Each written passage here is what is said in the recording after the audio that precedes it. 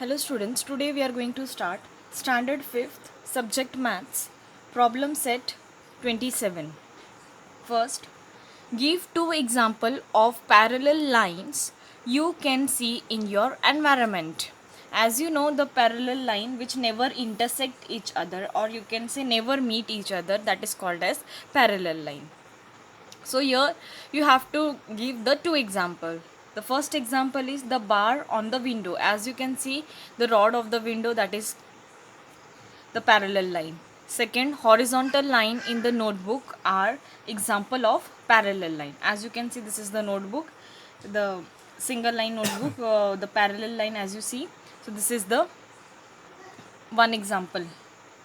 Now second question, give two example of perpendicular line you can see in your environment. Now you have to see the perpendicular line. This is called perpendicular line. Or you can draw in this way also. This is also perpendicular line. In this way also.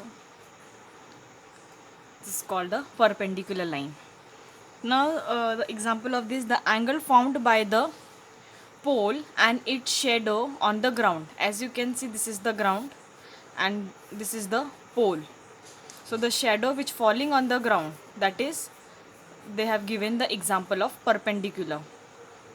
The adjacent side of the notebook, as you can see, the adjacent side of your notebook, this is the perpendicular. So they have given the two example. Now we will see question number 3 in your textbook, page number 40. Look at the picture given below.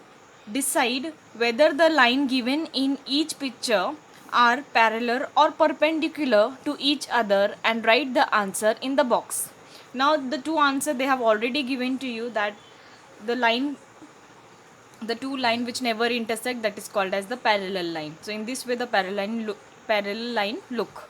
This is the perpendicular line.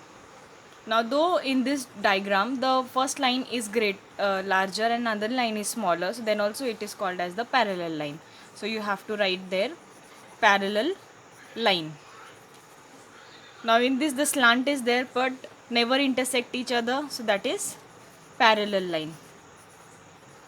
So this is perpendicular line. Perpendicular line.